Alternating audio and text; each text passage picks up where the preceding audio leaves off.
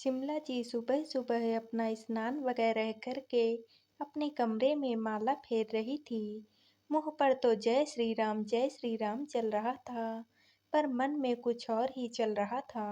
उनके कमरे का दरवाजा खुला हुआ था, इसलिए बार बार अपनी बहू विद्या को रसोई में आते जाते देख रही थी। लगता है कल रात वाली ही बात है, लेकिन बहू से पूछे कैसे। वो जब भी कुछ पूछती हैं तो विद्या बुरा मान जाती हैं बहुत जल्दी, और एक की जगह दो सुना देती हैं। पर आज तो बात कुछ और ही है। अपनी परेशान बहू को देखकर शिमला जी से भी रहा नहीं जा रहा था।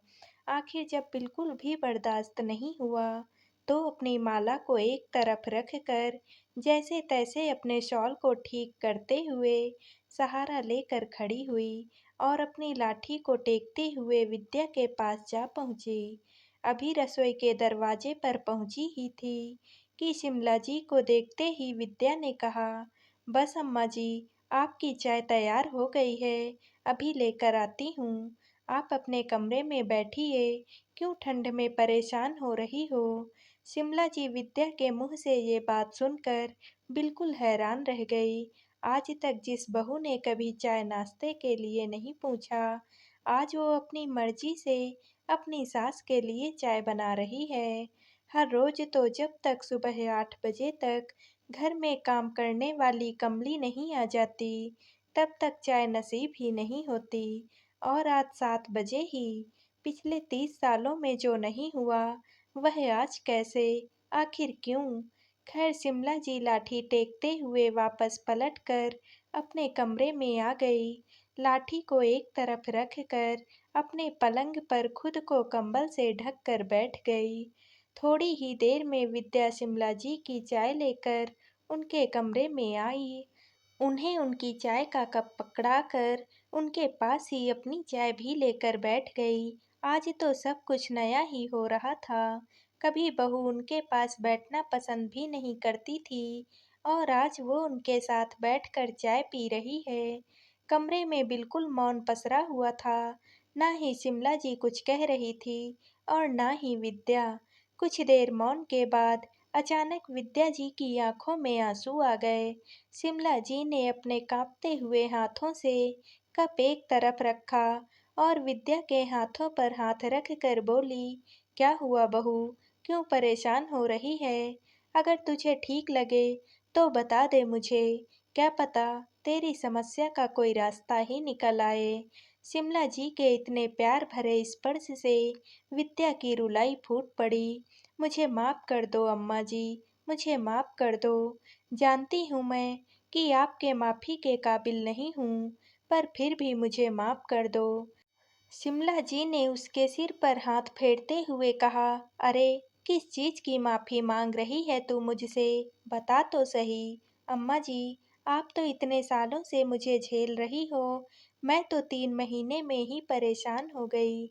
समझ गई हूँ आज मैं कि सास बनना इतना आसान नहीं होता।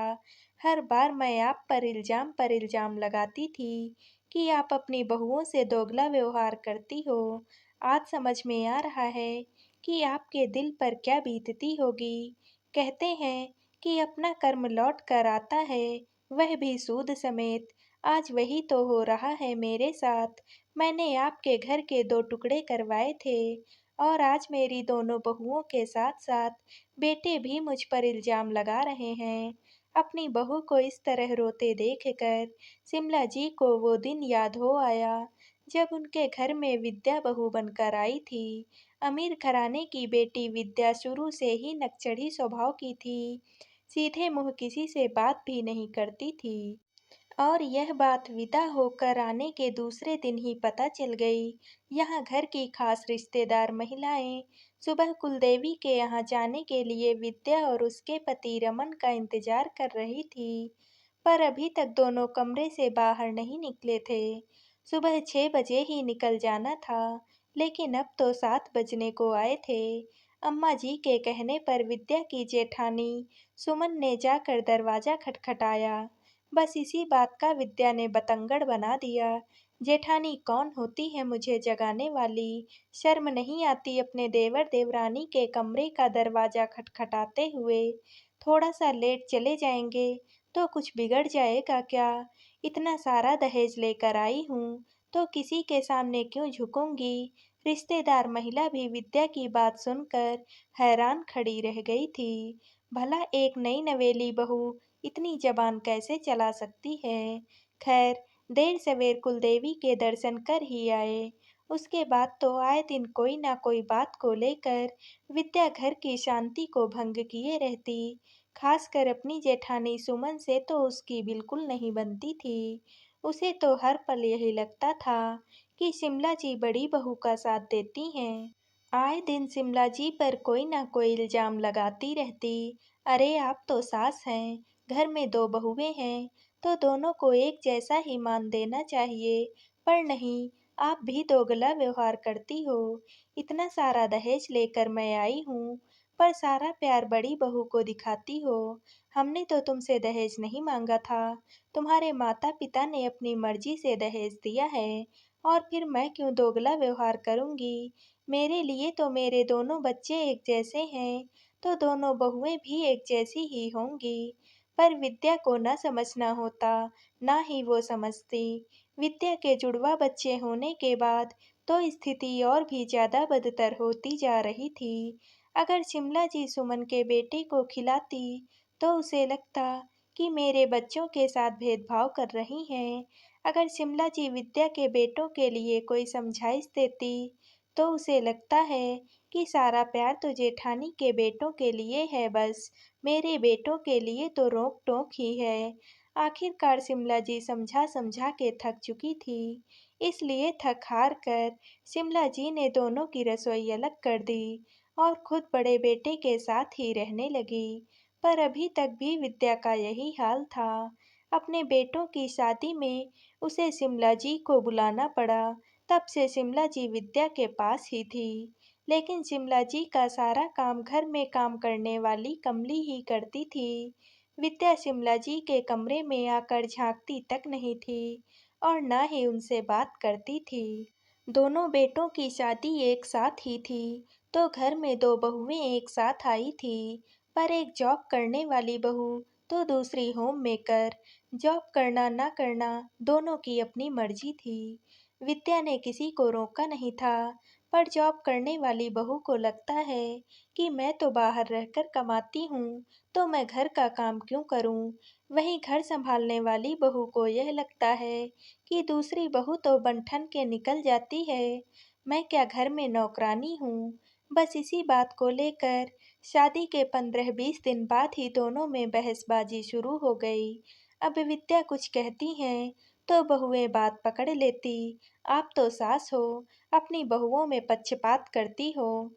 आपके लिए अपनी दोनों बहुएं एक जैसी होनी चाहिए। अभी तक तो दोनों बहुओं में ही बहस होती थी, लेकिन कल रात तो बेटे भी इसमें शामिल हो गए। विद्या ने बीच बचाव करने की कोशिश भी की, तो दोनों तरफ से विद्या पर इल्जाम लगने लगे। जो कल घर में हो रहा था, उसे देखकर विद्या को अपना किया याद आने लगा था। हालांकि शिमला जी ने भी रोकने की बहुत कोशिश की थी, पर जो अपनी सास की नहीं सुन रही, वो दादी सास की क्या सुनती। आखिर दोनों बहुएं रूठ कर अपने अपने मायके जाकर बैठ गई, साथ में अपने अपने पतियों को भी ले गई। इसलिए आज घर में इतनी शांति पसरी हुई थी। खैर, शांति को तोड़ते हुए शिमला जी ने विद्या के सिर पर हाथ फेरते हुए कहा, बहू रोना बंद कर। अब तुझे पता चल चुका है ना कि सास बनना आसान नहीं होता। आप गलत नहीं होते हो, बस सास नाम ही ऐसा है कि हर कोई आपको गलत ही समझता है। पीढ़ियों में अंतर आ जाता है, पर इस सोच में अंतर नहीं आता। आप समझाइश भी दोगे तो उसका गलत मतलब ही निकाल लिया जाएगा।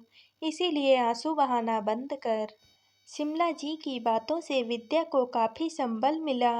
अपने आंसुओं को पोंछते हुए बोली, पर अब क्या करूं? मुझे कुछ भी समझ में नहीं आ रहा।